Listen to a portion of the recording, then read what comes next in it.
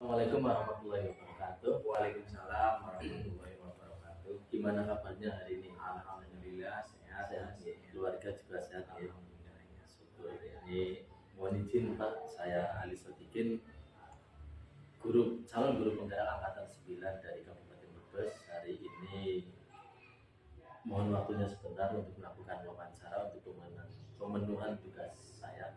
Ya. Ini ada beberapa pertanyaan yang akan saya sampaikan terkait kepemimpinan Anda ataupun selaku Anda menjadi pimpinan di sekolah. Sudah berapa tahun di sini? Berarti 2 tahun. 2 tahun ya. Lumayan lama ini.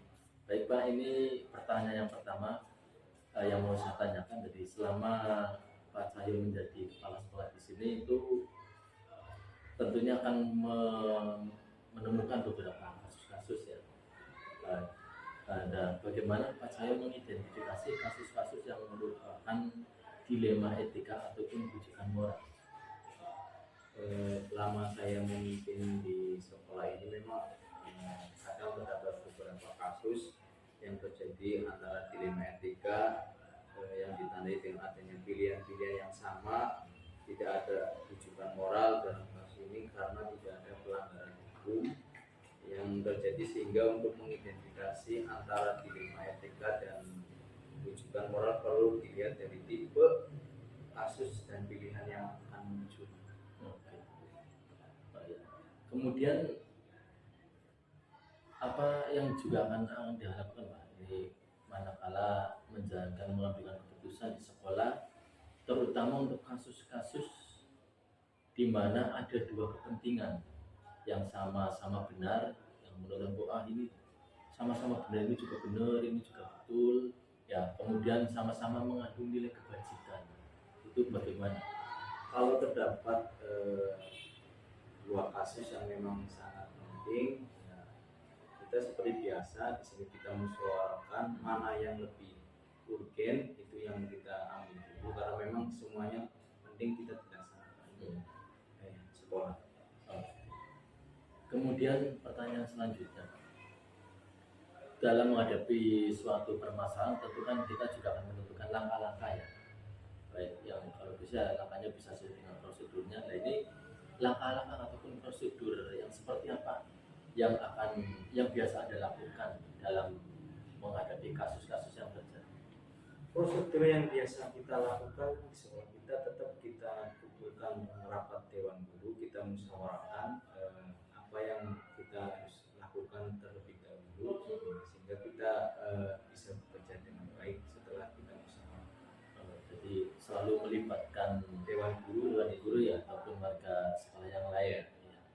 Kemudian hal-hal apa saja yang selama ini Anda anggap efektif dalam pengambilan keputusan dari kasus-kasus dilema etika yang pernah dihadapi?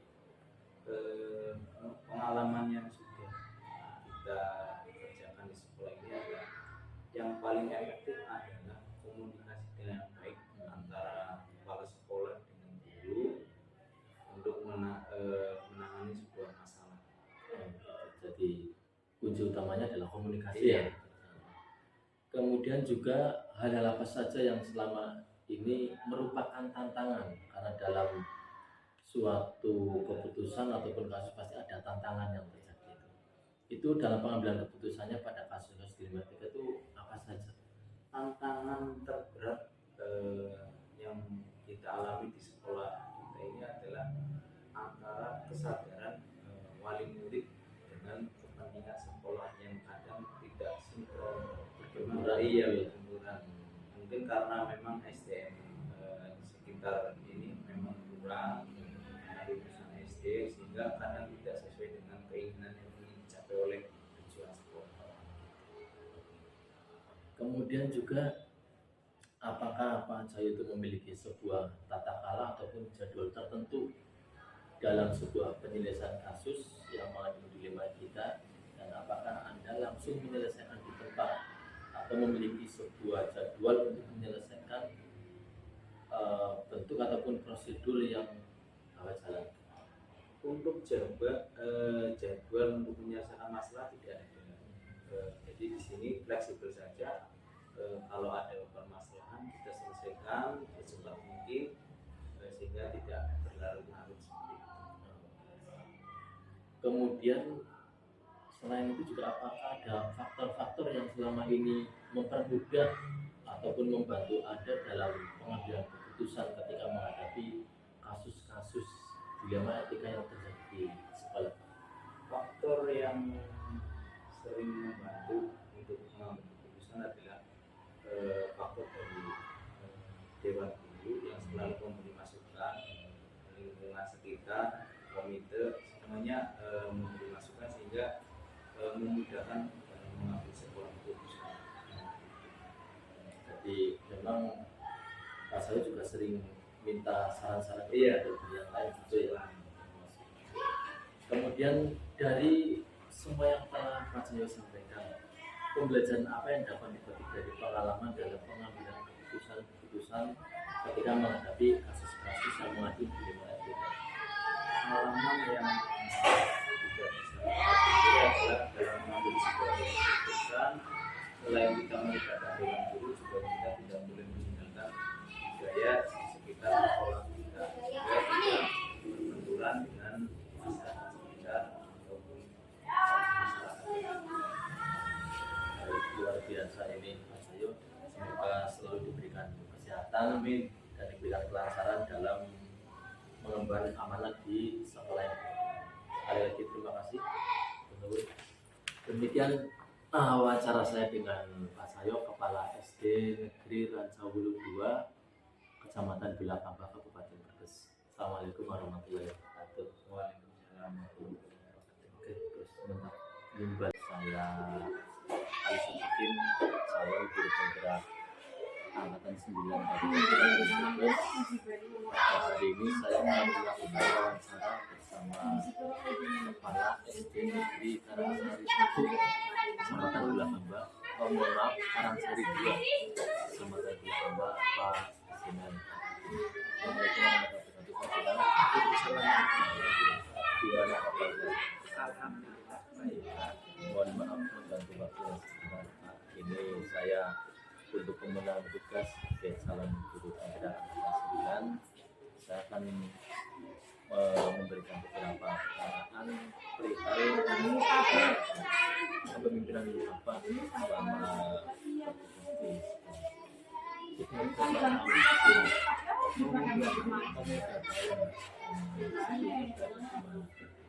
Sebelumnya di SDT Brebes 1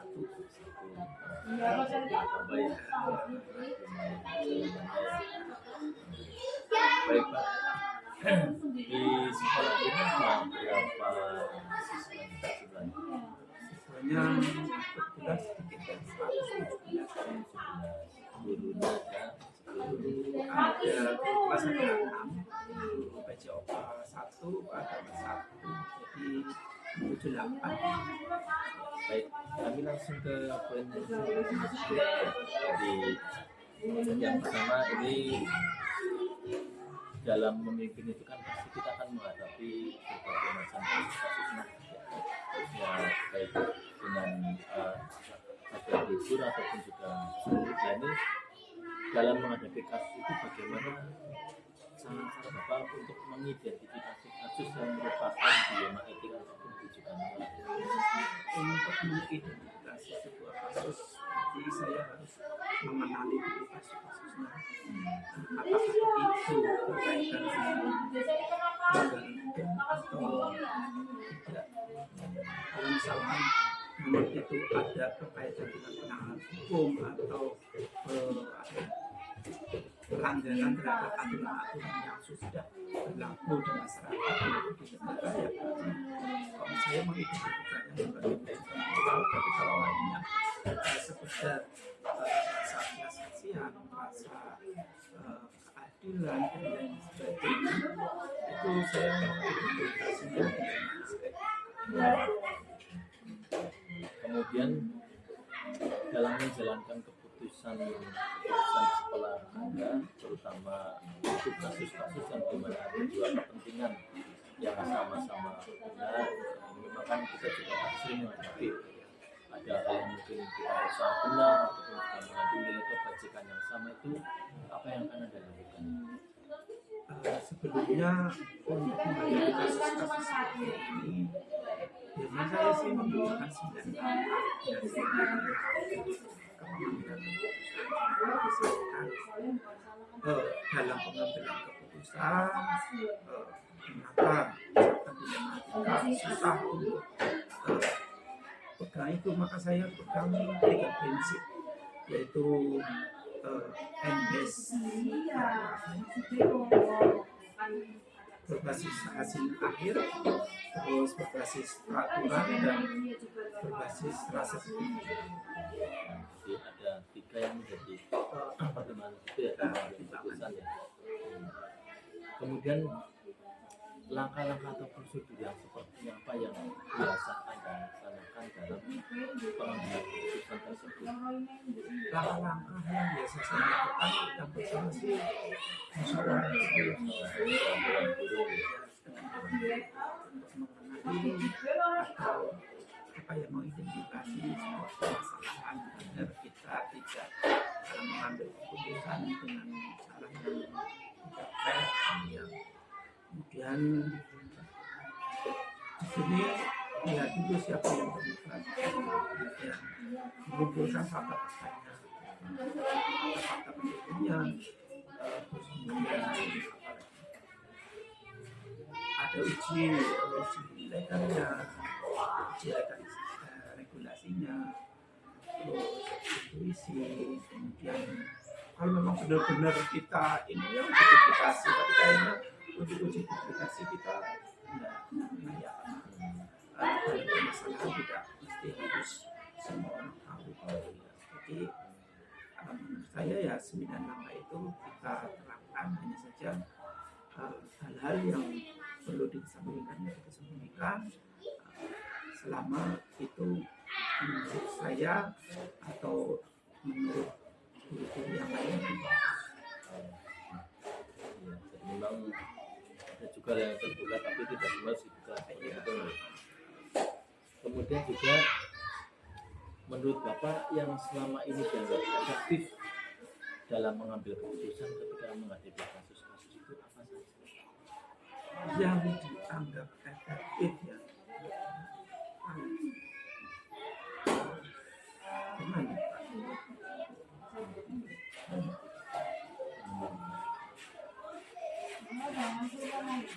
Komunikasi Pak,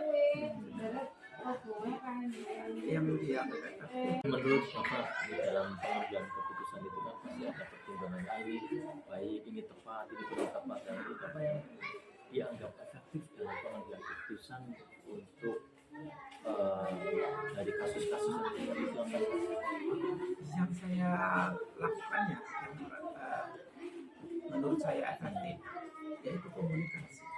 Jadi apapun masalahnya, kalau kita terbuka dan mampu berkomunikasi dengan baik, dua arah atau semuanya keputusannya seperti apa, nah itu saya efektif. Hanya saja kan kita melihat dampak dari apa ya masalah tersebut bagaimana. Di tetap komunikasi yang memang kita guru ataupun dalam yang lain terlibat baik.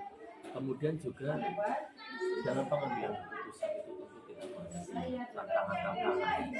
Ini banyak lumrah, pasti ada tantangan lah. Jadi biasanya apa saja tantangan yang sering selama ini?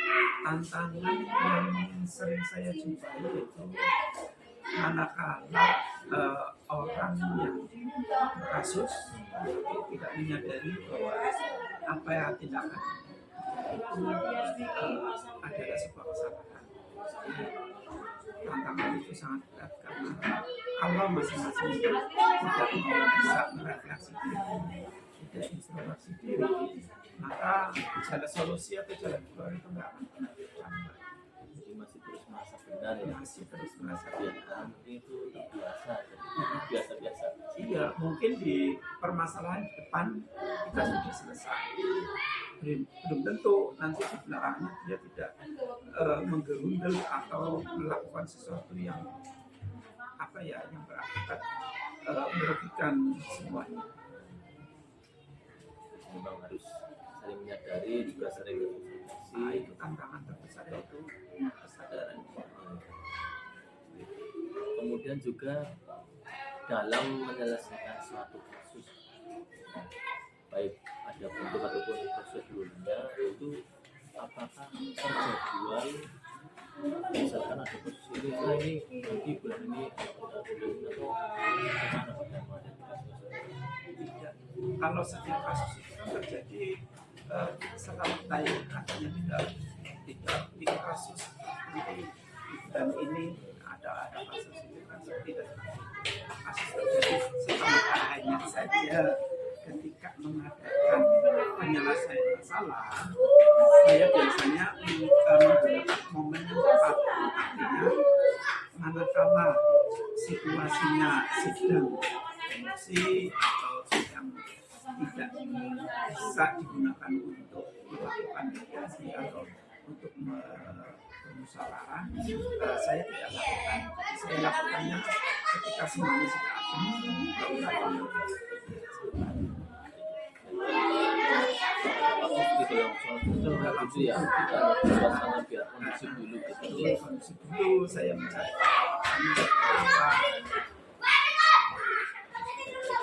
Kemudian kalau menurut Bapak selama ini ketika menghadapi kasus itu ada faktor-faktor pendukung, ya, ada faktor-faktor pendukung yang mempermudah ataupun membantu Bapak dalam pengambilan keputusan tersebut. Ada faktor-faktor dari Bapak anggap itu faktor yang mendukung saya dalam pengambilan keputusan itu biasanya betul senior, ada masukan-masukan dari senior, terus kemudian masukan dari yang lain yang membuat saya menjadi bahan pertimbangan ketika saya melaksanakan. Hanya saja saya juga tidak melupakan prinsip tidak bersikap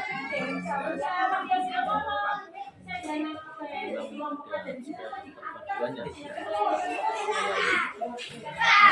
Kemudian yang terakhir dari yang telah disampaikan tadi, misalnya kira-kira pembelajaran apa yang dapat dipetik dalam pengambilan keputusan. hal-hal yang harus saya ambil yang biasa saya lakukan setiap kasus yang saya tangani itu pembelajaran yang bisa saya petik. Biasanya saya bisa memahami karakter setiap hidup yang setiap melakukan atau setiap keluarga. Jadi saya bisa memahami karakter mereka, budaya mereka, sifat-sifat mereka, sehingga kedepannya ketika saya mengambil keputusan, saya sudah paham momennya kapan, bisa melaksanakan dengan baik tanpa harus